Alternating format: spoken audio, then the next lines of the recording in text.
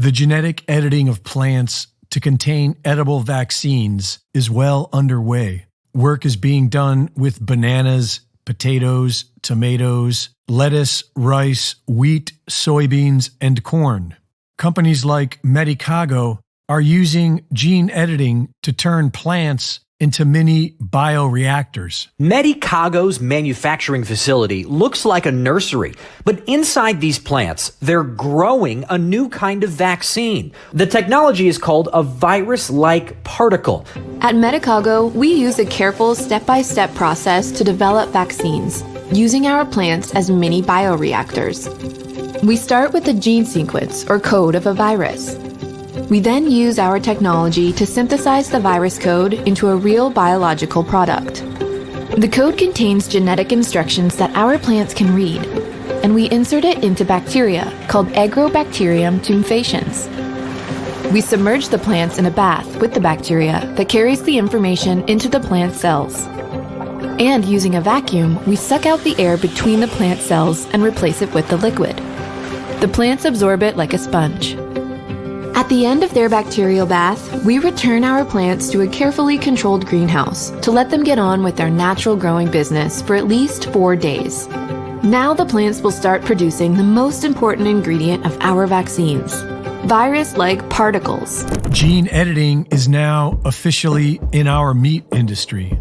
Lobbyists for the cattlemen and pork associations in several states have confirmed that they will be using the mRNA COVID vaccines on their livestock.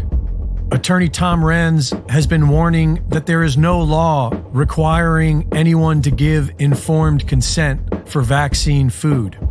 There are no laws requiring anyone to tell you the food you are buying has been vaxxed with the spike protein clot shot.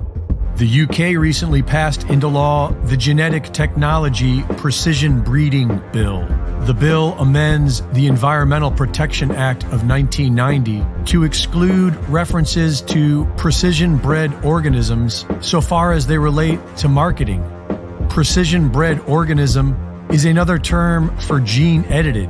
So now in the UK, food that's been gene-edited can be legally marketed as non-GMO. And if this UK gene-edited meat makes its way to America, it can be labeled non-GMO here as well. And so long as it's butchered in America, it can be labeled product of USA. The fake alternative meat being pushed by Bill Gates and others is made of immortal cell lines. In other words, cancerous tumor cells. Real meat is being blamed for climate change. And a recent independent study suggests that most of our meat is already contaminated. Using infrared spectroscopy and electron microscopy, Dr. Anna Maria Mihalcea has been studying the blood of the vaxxed and the unvaxxed for over a year now. And at first, she was finding the same contamination in only the blood of the vaxxed, a contamination that she describes as ribbon-like structures, much like the mysterious blood clots being found by coroners.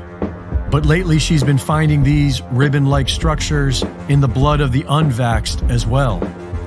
By measuring the frequency of one of these mysterious rubbery blood clots, Dr. David Jenigan has developed a way of detecting the same frequency in the vaxxed.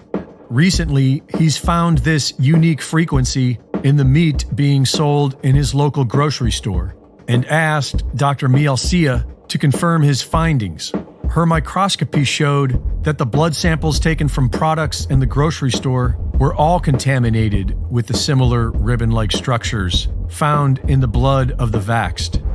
Most of the meat in the grocery store is from overseas, and if we want to eat uncontaminated meat, we'll have to start buying direct from farms in America that still produce all-natural organic protein, and take back control of our democidal government. Reporting for InfoWars, this is Greg Reese.